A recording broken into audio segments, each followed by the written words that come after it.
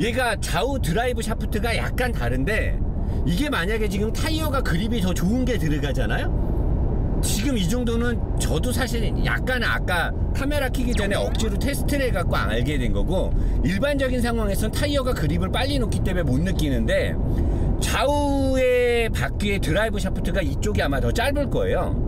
얘가 이쪽으로 약간 가려는 성향, 이쪽이 이제 브레이크를 밟았을 때 더 세게 체결되는 거죠. 드라이브 샤프트가 더 짧기 때문에 엔진 브레이크가 더 잘 걸리니까.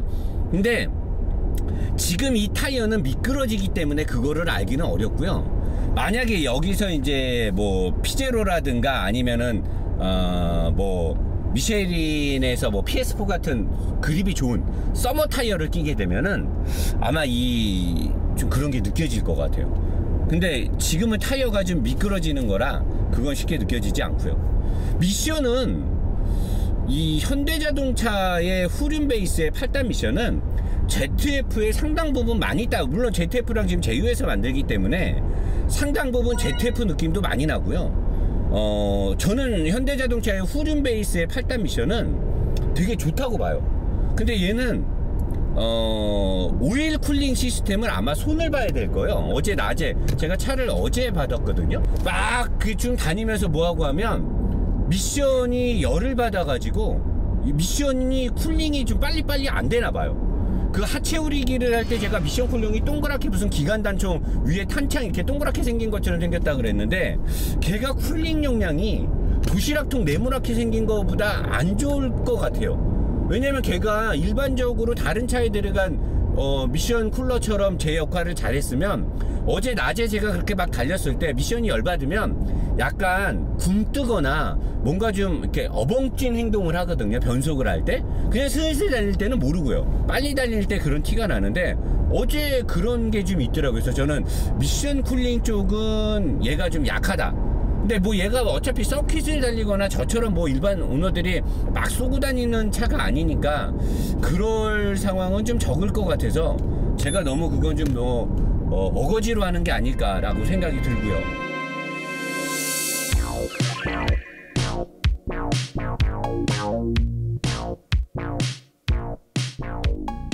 굉장히 부드럽게 가속도 잘 되고 엔진의 반응성이 되게 좋은데, 얘가 앞쪽에 플랩을 달아가지고 라디에이터를 막아버리게 되면은 가속 느낌이 훨씬 더 깔끔할 것 같아요.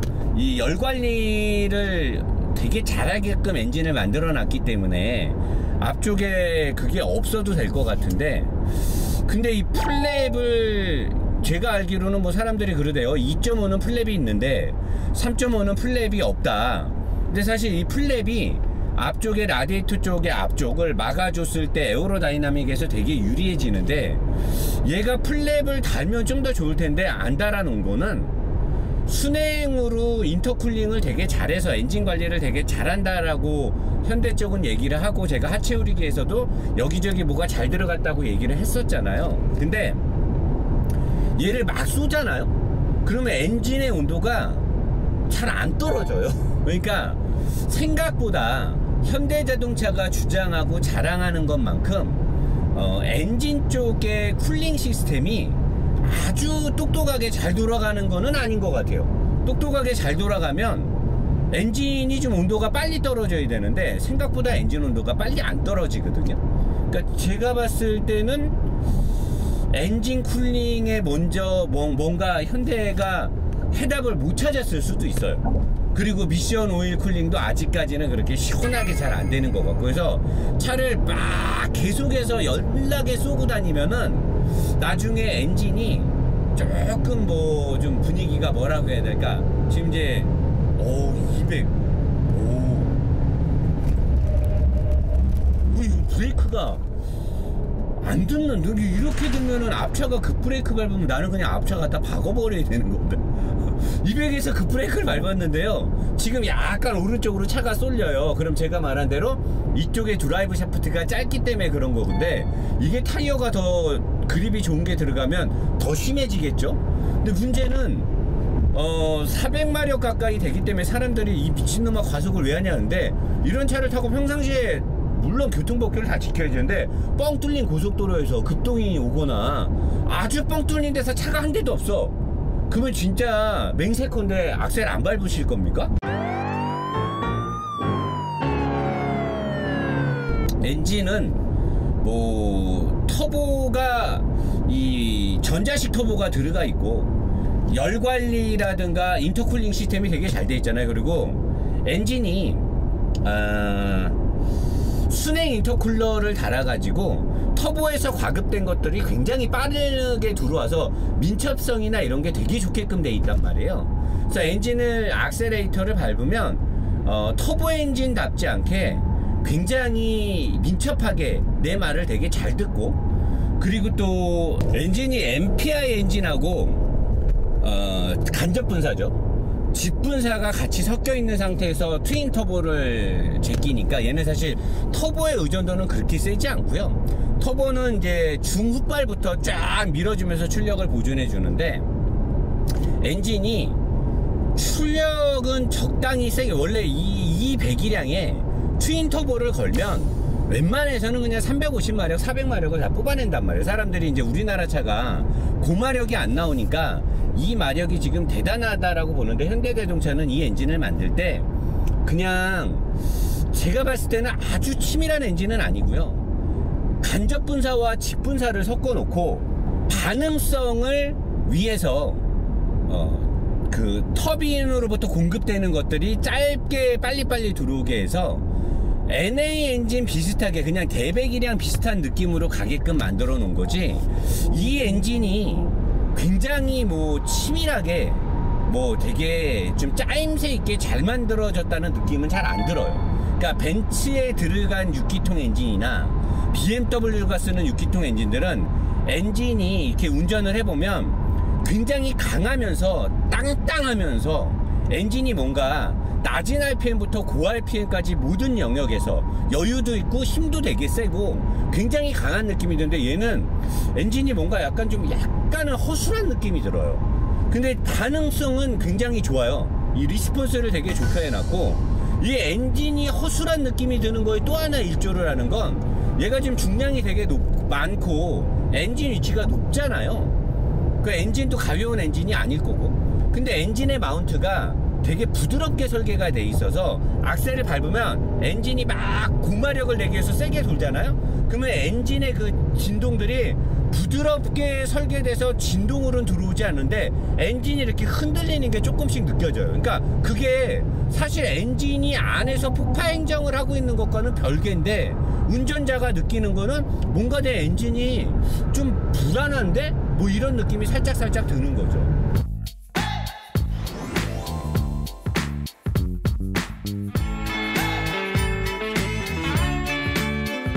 이 엔진이 아직까지는 현대자동차의 기술력이 엔진 쪽에서만큼은 벤츠나 BM보다는 아직도 좀 한참 더 발전을 해야 되지 않을까. 그러니까 뭐를 그렇게 지적하고 싶냐라고 사람들이 저한테 물어본다면, 엔진이 내구성이 그렇게 강할 것 같지 않고요, 이렇게 몰아봤을 때 단단한 느낌이 잘 나지 않고, RPM이 올라갔을 때 여유있게 엔진이 움직이질 않아요. 5000rpm, 뭐 4500rpm에서 출력이 쏟아져 나올 때 뭔가 오버차지로 나의 체력을 유지하지 못하면서 운동을 하고 있는 사람들처럼 엔진이 좀 헐떡거리는 좀 느낌이 나고요. 그 다음에 이제 낮은 RPM으로 떨어졌다가 다시 출력을 땡겨갖고 올라갈 때도 엔진에서 나는 이 소리 자체가 엔진이 좀 여유가 있는 느낌은 아니라는 거죠. 전체적으로 이 제네시스 G80의 가장 큰 문제는 중량을 너무 많이 나가겠는데, 이게 뭐 고급 세단이기 때문에 옵션이 많아서 이랬다면 저는 할 말이 없는데, 그 중량이 많이 나가는 걸 너무 의도적으로 앞 서스펜션을 부드럽게, 이거는 현재 이 차가 기술이 잘못됐거나 기술이 모자라거나 하드웨어적인 구성품이 잘못되어 있진 않아요. 되게 좋은데 현대자동차가 앞바퀴 서스펜션을 굉장히 부드럽게 세팅을 해놨어요. 이게 만약에 기술력이 부족하다라고 하면 뒤쪽에서도 이렇게 못 따라와야 되거든요. 근데 뒤쪽에서도 지금 다 따라오기 때문에 얘는 지금 기술이 없는 건 아니에요. 앞바퀴를 의도적으로 현대가 부드럽게 했는데 그게 문제인 거고, 그리고 무게중심이 너무 높아요. 얘가 앞뒤의 무게 배분이 제가 뭐 하체오릭에서 51점 몇 대 보였는데 대충 한 52대 48 정도 나올 거예요. 52대 48이면 이 정도 중량급의 차에서 나쁘지 않은 거거든요. 더군다나 얘는 앞쪽에 드라이브 샤프트가 걸려있기 때문에 앞쪽이 좀 무겁더라도 앞쪽에서 이제 끌고 가는 힘이 있으니까 상관없는데, 근데 이 무게중심이 높은 거는 딱 티가 나요. 그래서 빨리 달릴 때도 속도가 쫙 올라가면, 아, 이거 엔진 소리가 좀 너무 RPM이 올라갔을 때 엔진이 너무 헐떡거리는 것 같고요. RPM을, 그러니까 속도가 좀 이렇게 올라가게 되면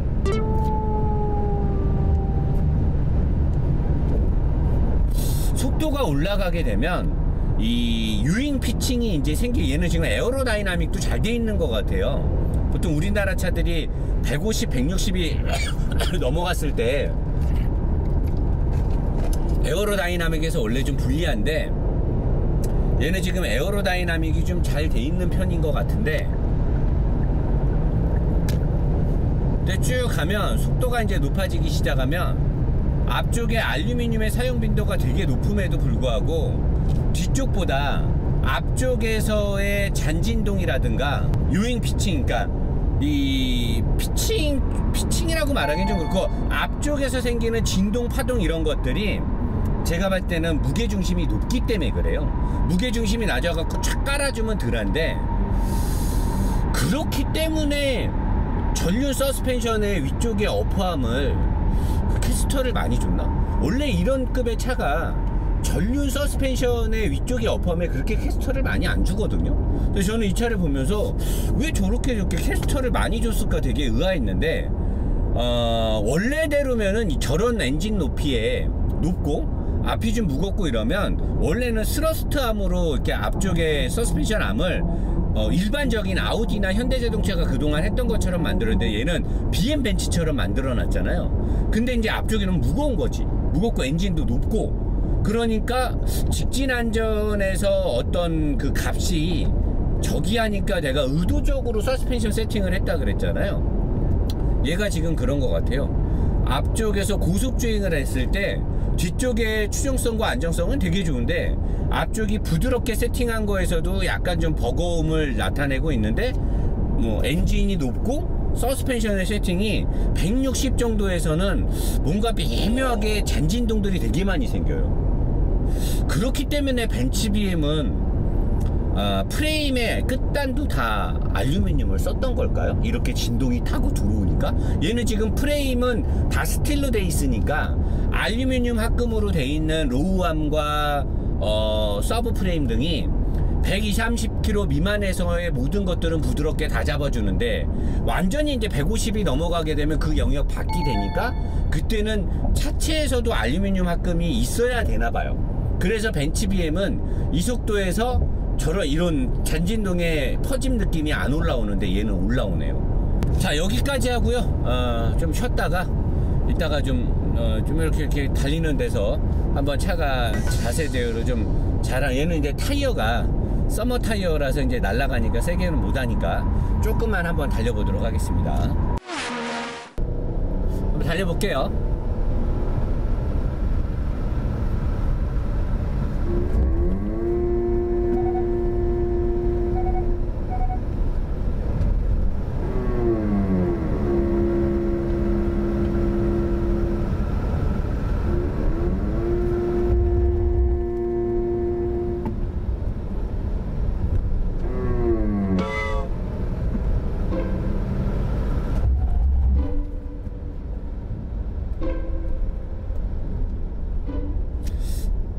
앞으로 촥 쏟아지는 느낌도 들진 않아요. 요것도 되게 세팅 잘한 것 같아요.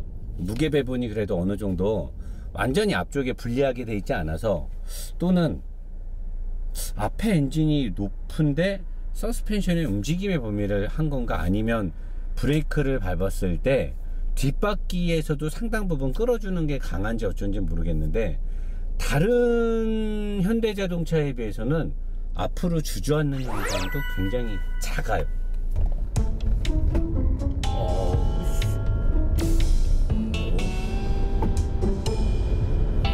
앞바퀴가 말라. 벨트를 너무 오랫동안 꽉 조이니까 너무 그러니까 심장 터질 뻔해. 브레이크 벨트를 너무 오래 당기는 거 아니야 이거 진짜?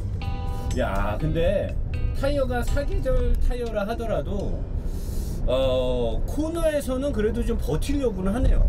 코너에서 뒷바퀴의 서스펜션의 설계가 좋아서 그런지 몰라도 중량이 나가는데 굉장히 이 네 바퀴가, 제가 그리고 지금 ESP를 끄고 달려서 그럴 수도 있는데 굉장히 인상적인데요?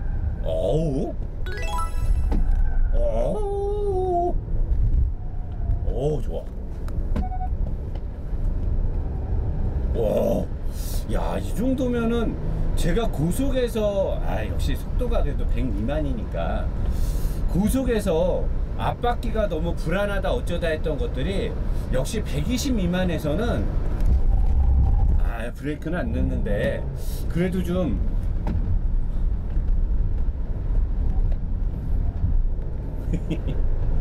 차 괜찮은데요? 와, 현대자동차가 이 정도 중량 나가는 차를 뒷바퀴 추종성 그냥 끝장나네요. 그냥.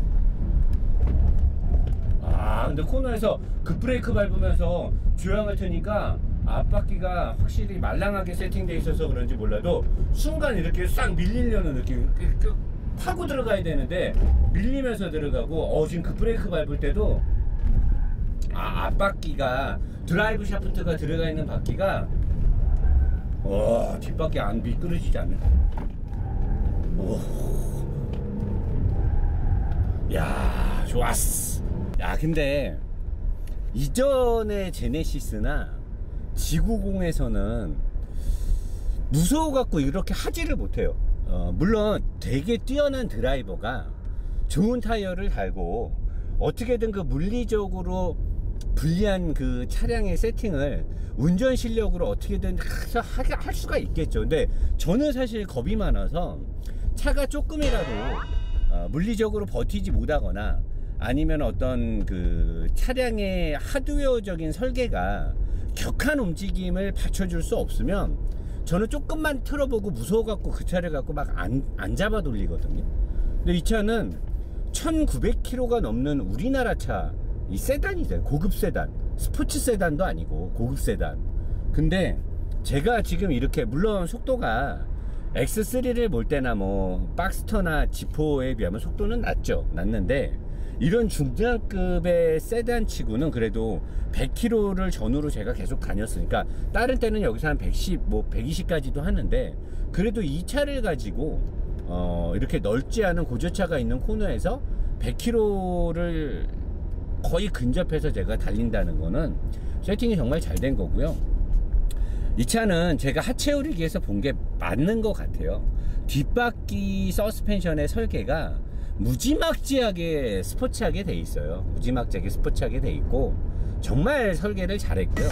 앞쪽은 조금 더 가다듬어야 될 것 같아요. 현대자동차가 무게 때문에 그런 건지, 엔진 위치가 높아서 그런 건지, 또는 부드러움과 고급진 승차감과 고속에서 특히 130 뭐 이런 속도에서 어마무시한 고급진 직진 안전성을 위해서 했는지 저는 모르죠. 현대자동차의 세팅 의도를 모르는데, 뒤쪽에 비해서는 너무 부드럽게 세팅이 돼 있어서 앞쪽을 조금 더 타이트하게 좀 만져줬으면 좋겠고, 뒤쪽을 저 정도 할 정도면 앞쪽은 기술이 분명히 돼요. 뒤쪽이 원래 기술이 더 필요한 거니까. 그래서 저는 현대자동차가 앞으로 내놓을 G70이라든가 또는 이 차의 스포츠 버전이라든가 뭐 여러 가지들이 굉장히 기대가 되고요. 현재 이 차의 어떤 하드웨어적인 구성이라든가 세팅값, 달리기 능력은 렉서스의 GS는 제가 봤을 때 이 차보다 무조건 아래예요. 그러니까 렉서스를 제가 뭐 비하거나 나쁘게 보지는 않겠어요. 렉서스를 좋아하시는 분들이 엄청나게 또 렉서스를 좋게 말씀하시니까. 근데 제가 뭐 리뷰를 원데이 투데이 한 사람도 아니고, 여러분들 노사장이 뭐 리뷰할까 뭐 어쩌고 저쩌고 하는데, 제가 6년 동안 300대가 넘는 차를 탔어요. 그것도 뭐 다른 리뷰어들처럼 어떤 행사장에 가서 2시간 1시간 깔짝 탄 게 아니고, 최소 이틀에서 4일씩 5일씩 맨날 밤낮으로 막 쏘고 달리고 막히는 구간 출퇴근하면서 그렇게 몇백 대를 탔단 말이에요. 그거에 대한 데이터 값은 적어도 여러분들이 저의 어떤 주관적인 느낌이 너무 강하거나 제가 너무 스포츠성에 치우쳐 있다라고 저를 좀 이렇게 좀 아닌 걸로 다르다로 치부하셔도 되는데, 그런 데이터베이스, 제가 그런 많은 차를 잡아 타고 돌린 거에 대한 데이터베이스는 조금 인정을 해주면 좋지 않을까 싶어요. 그래서 그런 걸로 봤을 때는 저는 이 차가 렉서스 GS보다는 무조건 저는 좋다고 봐요. 소재라든가 지금 실내 구성도 그렇고 정숙성도 꽤 뛰어나요. 꽤 뛰어나고 의자의 구성이나 모든 것들이 우리나라의 기술이 이제 정말 대단한 것 같습니다. 자, 여기까지 하고요. 총평에서 뵙도록 하겠습니다. 프락셀 하겠습니다. 자, 안녕하십니까. 제네시스 G80 영상 끝났습니다. 오늘은 총평 장소가 좀 새롭죠.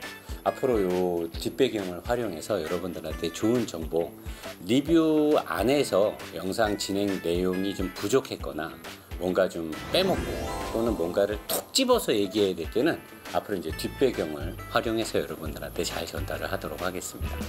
일단은 하체우리기와 동일하게 이 G80 여러분들한테 이렇게 관심이 높고 저도 타보고 싶어 했던 이런 귀한 차를 협찬해 주신 위너클래스 G80 동호회 방장님 다시 한번 감사드립니다. 샥 올려드릴게요. 멋있게.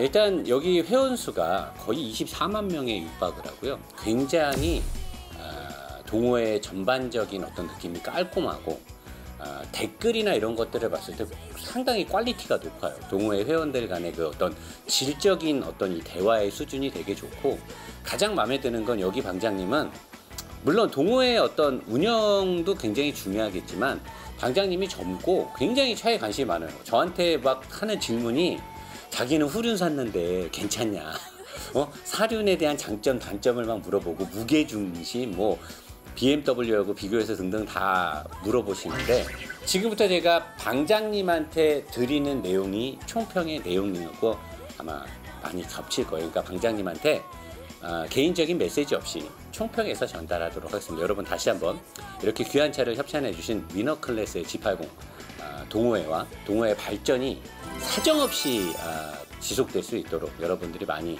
응원해 주시고 또 가입도 해 주시고 방장님께 다시 한번 감사드립니다. 자, G80 동호회 방장님이 궁금해하는 것처럼 G80이 정말 BMW, 벤츠 이런 거에 비해서 가격 경쟁력이 좋냐? 영상 안에서도 얘기했지만 딱 잘라 말씀드릴게요. 500만 원 정도가 비쌉니다.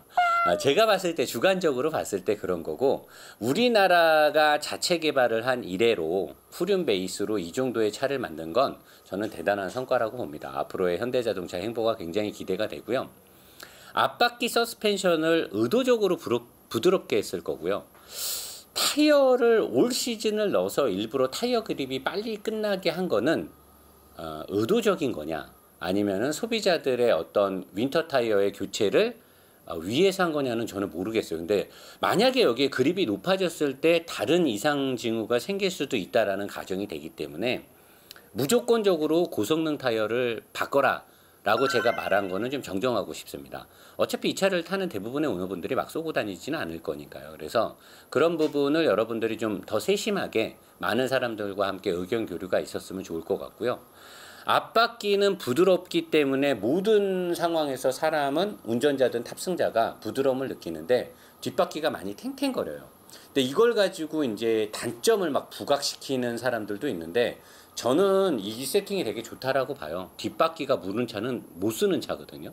근데 얘는 가운데 쪽에 뒷좌석 앞에 있는 그 보강대가 차대 보강 소재가 스틸을 쓴 이유도 뭐 원가 절감 플러스 다른 이유가 있을 수도 있고요.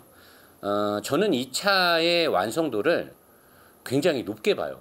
벤츠 BM에 비해서 부족한 부분들이 분명히 있지만 저는 굉장히 높게 보고, 아우디 오너분들은 좀 기분 나쁠 수도 있는데 운동 성능은 아우디보다 좋을 수도 있습니다. 근데 아우디는 전륜 베이스로 전륜 노선 방식으로 갖는 특유의 장점이 있습니다. 그리고 알루미늄 소재가 대거 많이 적재적소에 잘 들어가 있기 때문에 뭐 아우디를 무조건 현대가 제꼈다는 아니고, 스포츠성에서만큼은 뒷바퀴의 조종성과 안정성이 아우디보다 높고, 렉서스가 어떤 브랜드 밸류나 품질이나 다른 거에서 현대자동차나 제네시스보다 월등히 앞서는 게 많겠죠. 하지만 만들어진 형상과 설계, 그 다음에 하드웨어적인 걸로 봤을 때는 저는 렉서스 GS나 그 위급의 LS보다도 현대자동차의 G80이 저는 훨씬 뛰어나다고 봅니다. 이게 뭐 정의는 아니죠. 많은 차를 타본 노사장의 주관적인 평가니까. 자, 렉서스, BM, 벤츠, 아우디, 제네시스.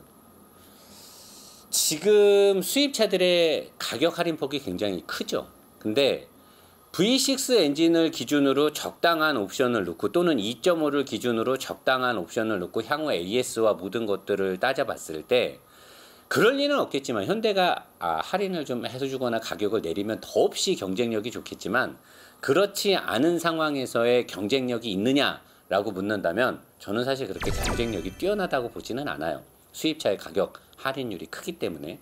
물론 앞으로 나올 페이스리프트의 E클래스, 뉴 모델이 나오는 E클래스와 페이스리프트로 나오는 5 시리즈들은 가격 인상이 불가피하거나 또는 인하를 안 해주겠죠. 신차 효과 때문에.